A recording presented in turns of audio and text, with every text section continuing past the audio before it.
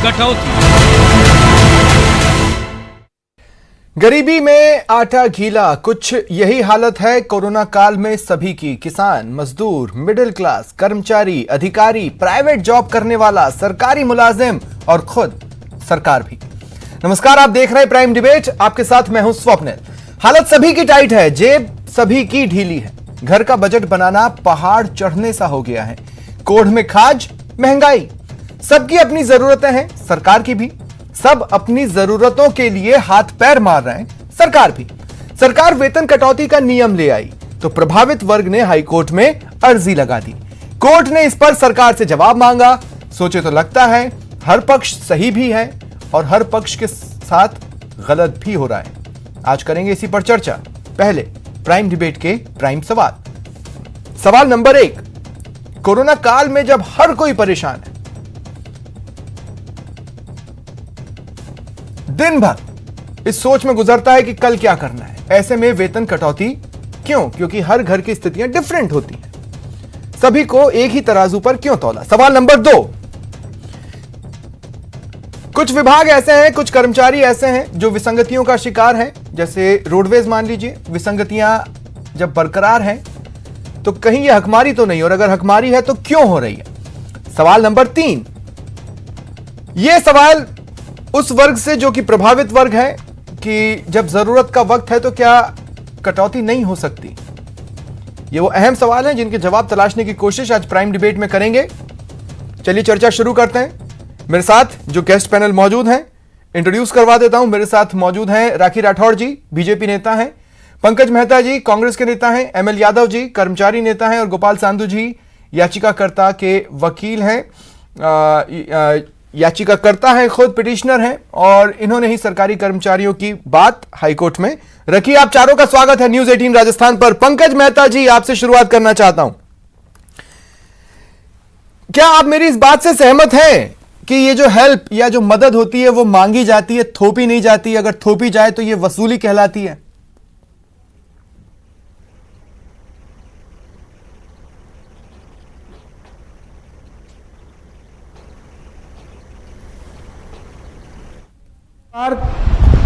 कहा भी जाता है आज जिस तरह की परिस्थितियां हैं, उस परिस्थितियों में हर व्यक्ति मदद के लिए तत्पर है। जिसकी जितनी क्षमता है उस क्षमता के अनुसार मदद की भी है और आज भी मदद के लिए तैयार हैं। तो सर, हमारा कर्मचारी वर्ग भी इससे अपने आप को अछूता महसूस नहीं कर सकता, वो भी पीछे नहीं रह सकता है और वो मदद करके अपने आप को गौरवान्वित महसूस करता है। तो पंकज जी, वो कौन लोग हैं जो सोशल मीडिया पर आकर अपनी मजबूरियां गिना रहे हैं, जो सोशल मीडिया पर आकर इस वेतन कटौती का विरोध कर रहे हैं?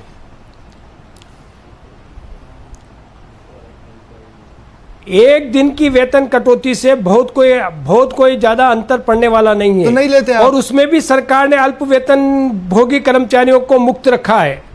नहीं, अगर एक दिन से कुछ अंतर नहीं पड़ता तो नहीं लेते आप? अधिकारियों के 2 दिन का वेतन काटा है, उनका कोई खास फर्क पड़ने वाला नहीं है। मैं समझता हूं ये कोई मुद्दा नहीं है, इसे मुद्दा नहीं बनाया जाना चाहिए। सभी से समझा, इन विषम परिस्थितियों में सभी से बातचीत मदद के लिए आगे आना चाहिए। परमिशन लेकर ये चीज की गई या फिर एक तरफा निर्णय लिया गया?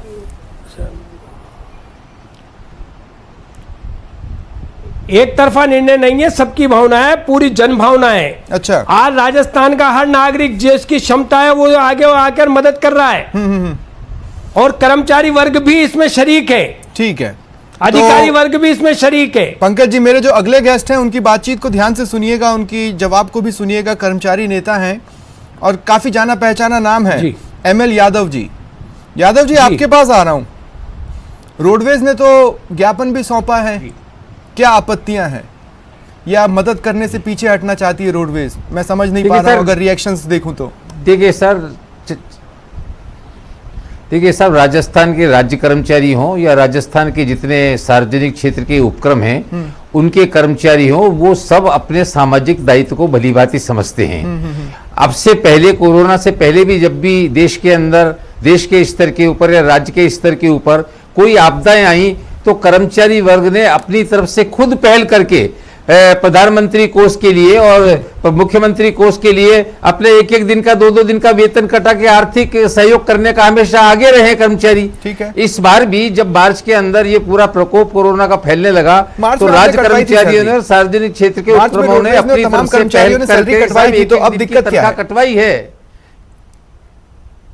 हाँ सर, मैं वही बता रहा हूं आपको। पहले तो हम अपना सार्वजनिक दायित्व बता रहे हैं, हम समझते हैं हमारा सार्वजनिक दायित्व क्या है, हमने पहल की है। उसके बावजूद भी सरकार ने मार्च के महीने से आप देखिए 30% और 50% का वेतन जबरदस्ती स्थगित कर दिया। एक एक दिन की हमको मदद करने के बाद भी स्थगित कर दिया वेतन। वो हमको नुकसान कर दिया कर्मचारियों ने, महंगाई के जमाने में कर्मचारियों के। चलिए वो भी सबने हमने बर्दाश्त कर लिया, भाई चलिए कोई बात नहीं, आगे देखते हैं। अब सरकार ने फिर ये 8 सितंबर को एक फैसला कर दिया कि हर एक का हम 1 दिन का और 2 दिन का वेतन काटेंगे। देखिए मैं अधिकारी वर्ग की बात नहीं करता, अधिकारियों को बहुत तनख्वाहें मिलती हैं और उनके अपने और भी कई सोर्सेज हो सकते हैं इनकम के, उनकी बात मैं नहीं करता। मैं आम कर्मचारी वर्ग की बात करता हूँ। आम कर्मचारी वर्ग का 1 दिन का वेतन सिर्फ 1 महीने के लिए नहीं है, ये हर महीने 1 दिन का और 2 दिन का वेतन काटने का फैसला किया गया है। कर्मचारी वर्ग को कम से कम विश्वास में लेते, बात करते, साहब हमें आपकी मदद की जरूरत है, कोई मदद की जरूरत की बात नहीं करना चाहते, सीधा एकदम से फैसला थोप दिया। तो मैं मैंने इसी सवाल से शुरुआत भी की थी यादव साहब की क्या सभी लोगों की सहमति ली गई थी, इसीलिए मैं ये सवाल भी पूछ रहा था। और जहां तक मुझे याद पड़ता है रोडवेज की जो सैलरी स्ट्रक्चर है वो तो वैसे भी दूसरों से एक पायदान नीचे है, तो ऐसे में रोडवेज कर्मचारियों को ज्यादा दिक्कतें हो सकती हैं। देखिए रोडवेज की तो बात मैं पहले जनरल बात कर रहा था, मैं रोडवेज पर आता हूं। अब आपको देखिए रोडवेज में क्या है, पब्लिक सेक्टर्स के अंदर 7वां वेतन आयोग सब जगह लागू हो चुका है, एक रोडवेज को छोड़ करके। रोडवेज को 7वां वेतन आयोग लागू नहीं होने का फर्क यह पड़ रहा है, हर कर्मचारी को हर महीने न्यूनतम 4,000 से लेके अधिकतम 16,000 रुपए महीने का पहले से ही बहुत कम वेतन उनको मिल रहा है। ऐसे के अंदर भी उनसे फिर वेतन काटने का ये फैसला कर लिया गया। तो यहाँ तो 7वां वेतन आयोग का लागू ही नहीं हुआ है अभी तक। तो एक तो ये पहलू है, ये एक व्यवहारिक पहलू नहीं है। ठीक है, जहां तक देखिए कानूनी पहलू का सवाल है, मेरा कानूनी पहलू पर भी आपकी राय। नहीं यादव जी, मेरे साथ एक वकील है, मैं उनसे कानूनी पहलू पे बात कर लूंगा। यादव साहब, मैं आपके पास आगे भी आऊंगा इस डिबेट में, लेकिन पंकज जी मुझे उम्मीद है कि आपने कर्मचारी वर्ग की बात को सुना होगा। मैं आगे आपसे सवाल पूछूंगा, लेकिन उससे पहले गोपाल जी अब मैं आपके पास आ रहा हूं। देखिए मैं आपसे जानना चाहता हूं कि इस पूरे मामले में आप पार्टी क्यों बने?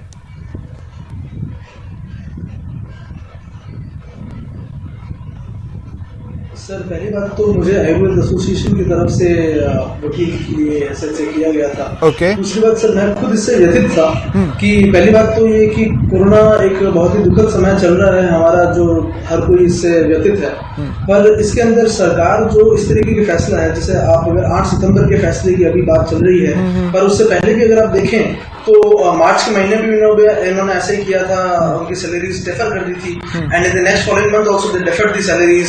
इनका ये सिलसिला चलता रहा है। इनके लिए कानूनी दावपेच के अंदर अलग अलग प्रोविजंस दे रखे हैं। जैसे अगर इन्होंने आर्थिक मुद्दे अगर छेड़े कि हमारे पास में कोष के अंदर धन नहीं है, तो फिर उसके लिए आर्टिकल 360 के अंदर प्रोविजन दे रखा है, फाइनेंशियल इमरजेंसी लगा के आप कर सकते हैं। उसके अलावा सर सर्विस रूल्स के अंदर जो दे रखा है कि सैलरीज किन किन मद पे काटी जा सकती है, उनको भी आपने पालना नहीं की और एक सर्विस रूल्स बना के कॉन्स्टिट्यूशनल प्रोविजन का इन सभी का उल्लंघन करते हुए आपने एक एग्जीक्यूटिव ऑर्डर पास किया है, एक मामूली आदेश से, एक देखिए कानून की भाषा है, मेरे दर्शक मुझे नहीं लगता कानून की भाषा ज्यादा जानते होंगे, लेकिन क्या श्रम कानूनों में या फिर डिजास्टर मैनेजमेंट के टाइम के कानूनों में इस तरह का कोई प्रावधान नहीं है कि सरकार ऐसा काम कर सके? जी सर करता ही नहीं है sir. Section 2 of disaster management act says government can take any action जो कि किसी भी डिजास्टर को रोकथाम के लिए उपयोगी हो। सर ये जो सैलरी काटने का आदेश है ये उसके रोकथाम में उपयोगी किसी भी तरीके से नहीं है। जैसे लॉकडाउन लगाया इन्होंने, वो डिजास्टर मैनेजमेंट एक्ट के अंदर ये कर सकते थे। इसी तरीके के कोई भी और जैसे जो ये स्टेप्स लेते हैं सोशल डिस्टेंसिंग वगैरह के, दीज आर ऑल परमिसिबल। पर ये जो आपने सैलरीज काटने का निर्णय लिया है, that is a financial decision and this is not under disaster management act, this is not covered under disaster management act, जो कि ये गलत तरीके से इसका इस्तेमाल कर रहा है। सुप्रीम कोर्ट ने भी इसका आदेश दिया था मार्च के महीने में भी कि डिजास्टर मैनेजमेंट में एक्ट के अंदर आप इस तरीके के वित्तीय निर्णय नहीं ले सकते हैं। अगर आपको वित्तीय निर्णय लेने हैं तो आप चाहे अध्यादेश लाएं, चाहे किसी भी तरीके का संवैधानिक आपको पूरी तरीके से प्रोविजन उनका इस्तेमाल करें। ठीक है। अब इस तरीके से एग्जीक्यूटिव ऑर्डर में मनमानी करेंगे तो सर आप ये देखिए ये प्रवृत्ति बढ़ती जा रही है कि सरकार को कोई भी काम करना हो तो कानून की सहायता नहीं लेते हुए ये सीधी तरीके से इसका एग्जीक्यूटिव ऑर्डर निकाल लेते हैं। ठीक है, ठीक है, बाईपास रूट ये यूज में लेते हैं। ठीक है गोपाल जी, आगे आता हूं मैं आपके पास। अब मुझे राखी जी को भी इस डिबेट में शामिल कर लेने दीजिए। राखी जी, मैं जो आपसे पूछना चाहता हूं वो मैं दूसरे सवाल में जोड़ूंगा। पहला तो मैं आपसे यही पूछूंगा, क्या इस कदम की मौन स्वीकृति रही भाजपा की ओर से?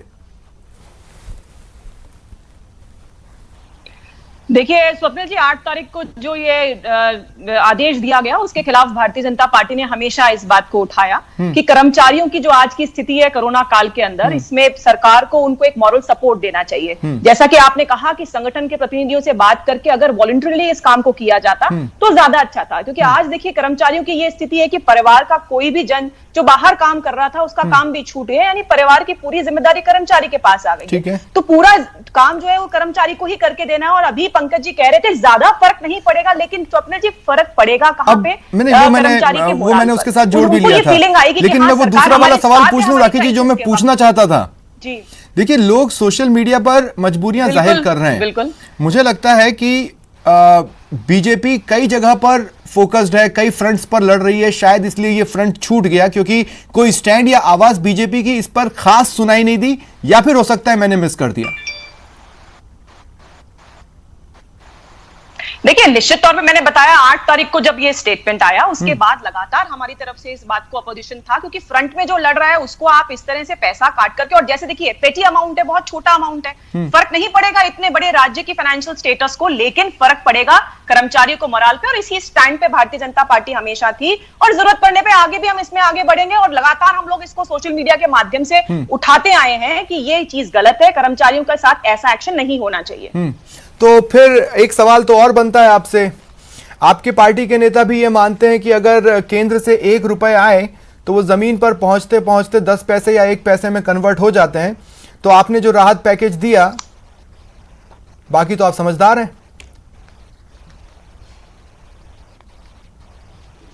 देखिए राहत पैकेज जो है जनधन योजना के तहत सीधे अकाउंट के अंदर गया है, किसान सम्मान निधि के तहत भी सीधे अकाउंट में गया है, उज्ज्वला योजना के तहत जो गैस सिलेंडर्स आए हैं वो भी सीधे ही सप्लाई हुए हैं। तो डायरेक्ट काम बहुत बहुत ज्यादा तरीके से किया है। और इनफैक्ट मैं तो कहना चाहूंगी कि सेंट्रल गवर्नमेंट की इन पॉलिसीज की वजह से जो काम पहले हुआ करता था कि अगर हेल्प मिल रही है, अगर हेल्प मिल रही है तो डेस्परेट एफर्ट्स की जरूरत क्यों पड़ रही है स्टेट्स को? ऐसा तो नहीं है कि ये कटौती की मांग सिर्फ इसी एक, या ये कटौती वाला कदम इसी एक स्टेट में सुनाई दे रहा है, ये तो कई स्टेट्स में सुनाई दे रहा है। तो अगर सेंटर इतनी ज्यादा मजबूत होकर हेल्प कर रही है तो फिर डेस्परेट एफर्ट्स की जरूरत क्यों पड़ रही है स्टेट्स में? हिस्सा ही नहीं दे रहे। देखिए कांग्रेस कह रही है हिस्सा भी नहीं दे रहे। आप जानते हो रेवेन्यू लॉसेस सभी को हुए हैं। आज इसीलिए तो स्थितियां बिगड़ी हैं। जो राजस्थान का हिस्सा वो ही नहीं मिला, राजस्थान का हिस्सा ही नहीं मिला। सर स्वप्निल जी देखिए जीएसटी की बात आ रही है। मैं पूछना चाहूंगी पंकज जी से कि पूरे देश के अंदर जितने भी राज्य हैं उनको 2 ऑप्शन सेंट्रल गवर्नमेंट की तरफ से दिए गए हैं। आप बताइए पंकज जी जरा मुझे कि वो 2 ऑप्शंस क्या हैं, क्योंकि क्या है मुझे 100% ये है कि आपको जानकारी नहीं है इस बात की कि क्या ऑप्शन सेंट्रल की तरफ से किया गया है। लगातार ये बात करते हैं कि जीएसटी का पैसा क्या है, जीएसटी के पैसे के लिए 2 ऑप्शन सेंट्रल गवर्नमेंट की तरफ से दिए, उनको ठीक है, लेकिन वापस कर्मचारी पर आना है मुझे। देखिए आज का डिबेट मैंने कर्मचारियों पर बुलाया है। मैं ये समझ पा रहा हूं कि ये दिवाली वेतन कटौती वाली बनने वाली है अगर चीजें किसी और दिशा में नहीं जाती। लेकिन देखिए पंकज जी, मैंने आपसे शुरुआत की थी, आपने कहा कि भाई कर्मचारियों को फर्क नहीं पड़ेगा, कर्मचारियों को फर्क पड़ रहा है, ठीक है। दूसरी बात ये कि मैंने कहा कि क्या उनसे सहमति ली गई थी, अब ये साफ ऐसा लगता है कि शायद नहीं ली गई।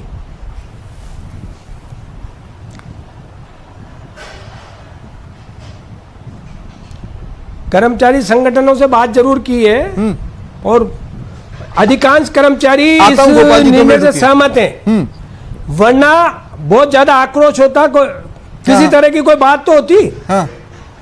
कहीं विरोध तो नजर आता? अच्छा। कहाँ किया विरोध कर्मचारी संगठनों ने?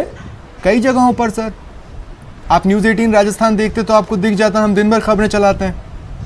नहीं,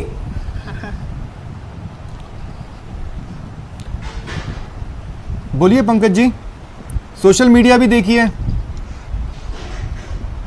ज्यादातर कर्मचारी, हाँ देख रहे हैं, ज्यादातर कर्मचारी सहमत हैं, सहयोग करना चाहिए। आज विषम परिस्थितियां हैं राज्य की, और जब जब भी आपदा आई है राज्य में या देश में, कर्मचारियों ने आगे आकर सहयोग किया है, और वही भावना आज भी रहनी चाहिए। वो भावना को और बलवती बनाना की आवश्यकता है।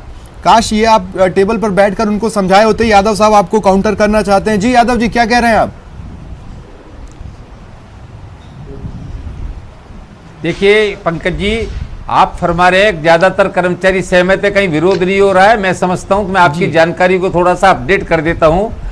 कहीं भी कर्मचारी संगठनों ने अपनी सहमति नहीं दी। जब उनसे बुला करके चीफ सेक्रेटरी और एडिशनल सेक्रेटरी फाइनेंस ने बात की, तो सभी कर्मचारी संगठनों ने यह कहा कि आप हमसे काटना ही काटना चाहते हो, हमारे समस्याओं पर विचार करके हमारी समस्याओं को तो हल करना चाहते नहीं हो, तो ऐसे तो कैसे नहीं चल पाएगा।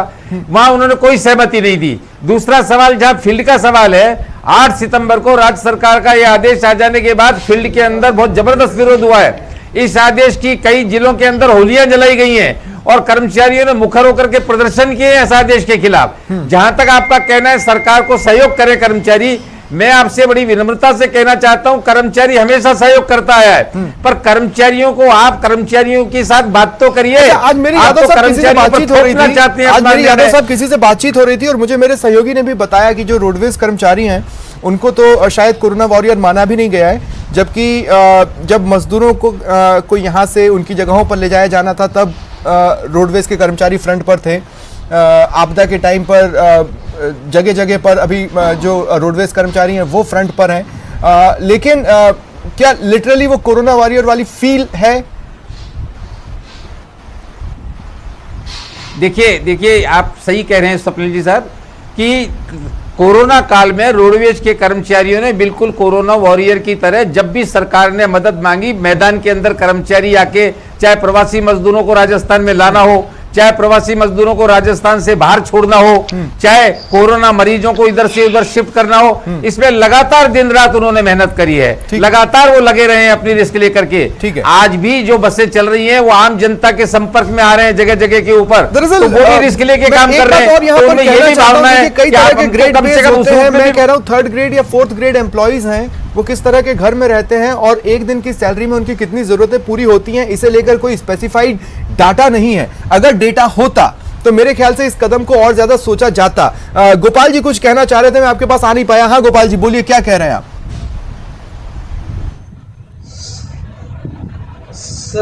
सर मैं न्यूज 18 के माध्यम से एक बात रखना चाहूंगा कि आयुर्वेद एसोसिएशन की तरफ से जब चुना गया था तो मुझे वो ध्यान में लाया गया था कि आयुर्वेद चिकित्सकों को सभी को मेडिकल एंड हेल्थ डिपार्टमेंट ने एब्जॉर्ब कर लिया था इन कोरोना टाइम्स, ताकि वो एलोपैथिक डॉक्टर्स के साथ साथ अपनी सेवाएं दे सके। जो कि टोल नाकों पे उनकी ड्यूटी लगी है, हॉस्पिटल्स में जी वो हट गए, बिल्कुल हट गए। उनकी टोल नाकों पे ड्यूटी लगी है, उनकी हॉस्पिटल्स में ड्यूटी लगी है, उनकी हर जगह पे ड्यूटी लगी है और वो हर जगह आगे आके उन्होंने सेवाएं दी है। सर उन्हें भी कोरोना वॉरियर नहीं माना गया है, उनकी भी सैलरी इसके अंदर काटी गई है इस आदेश के अंदर। इस आदेश में मनमाने ढंग से जिनका मन किया उन्होंने चूज किया है, नेकेड पिक वाली उनकी थ्योरी उन्होंने यूज दी है।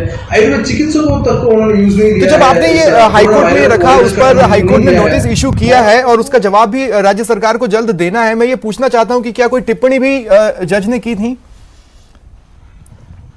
जी सर कोई विशेष टिप्पणी नहीं है, ये अभी कानून कोर्ट के अंदर लंबित है मामला, तो इस प्रकरण पे अपन जब आ जाएगा तो उसके ऊपर चर्चा करेंगे। पर सर एक बात जरूर मैं कहना चाहूंगा, इसके अंदर हमने हमारे पिटीशन के साथ में ज्ञापन भी लगाया है। हमने इन डिपार्टमेंट को 3 ज्ञापन दिए थे कि हमारी बातें नहीं सुनी गई है आयुर्वेद चिकित्सकों की और हम इसके भरपूर विरोध के अंदर हैं। जो ये कहते हैं कि किसी भी कर्मचारी ने इसका विरोध नहीं किया है, वो सरासर गलत है। हमने इसका 3 ज्ञापन बना के हमने भी दिए थे और कोरोना वॉरियर्स आपने सर आयुर्वेद यादव साहब मुझे और भी लोगों को लेना है, मैं आऊंगा आगे आपके पास अगर मेरे पास समय बचेगा तो। लेकिन राखी जी अब मैं आपके पास दोबारा आ रहा हूं। अब देखिए राखी जी, मैं जो बात कहना चाह रहा हूं वो ये कि आपके भी जनप्रतिनिधि हैं, ऐसा नहीं है कि बीजेपी के जनप्रतिनिधि नहीं हैं, उनसे भी लोग मिलते हैं, लेकिन कहीं आप सेलेक्टिव तो नहीं होते जा रहे हैं।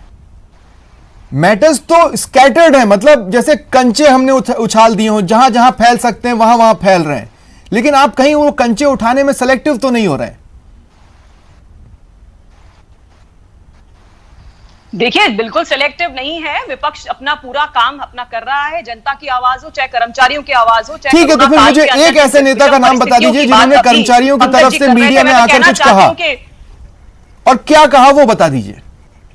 देखिए, राजेंद्र राठौड़ साहब का स्टेटमेंट आया था। देखिए, राजेंद्र राठौड़ साहब का स्टेटमेंट आया था, जो हमारे नेता उप प्रतिपक्ष हैं, उन्होंने कहा था इस बात को कि कर्मचारियों का वेतन काटना इस समय, हो सकता है सरकार के पास में फाइनेंशियली बहुत ज्यादा फर्क नहीं पड़े, लेकिन जो मॉरल्स हैं वो बहुत डाउन जाएंगे। जो फ्रंट लाइन में काम करने वाले हमारे कोरोना वॉरियर्स हैं, उनके लिए ये अच्छा एक संदेश सरकार की तरफ से नहीं जाएगा। विषम परिस्थिति से सेंटर नहीं काट रहा क्या अधिकारियों कर्मचारियों के वेतन को? तो उल्टी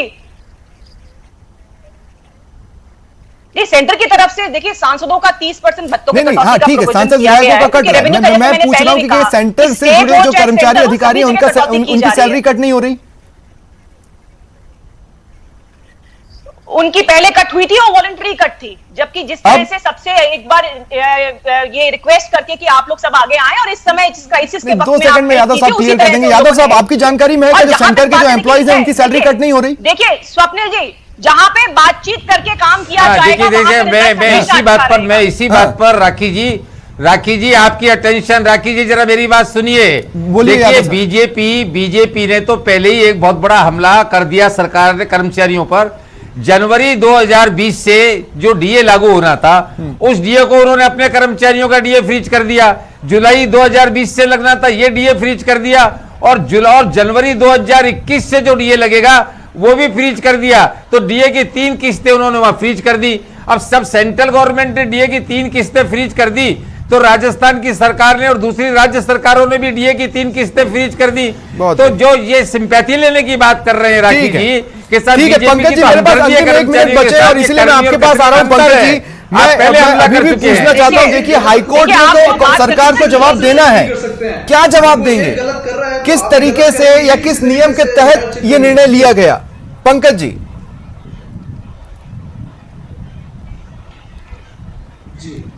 सरकार यथा समय जवाब देगी और यथोचित जवाब देगी। केंद्र गलत कर रहा है, राज्य उसके लिए सही नहीं हो सकता। सरकार बोले पंकज जी, बोले परिस्थितियों में क्या, उन परिस्थितियों को समझने की आवश्यकता है। आज विषम परिस्थितियां हैं, आज विषम परिस्थितियां।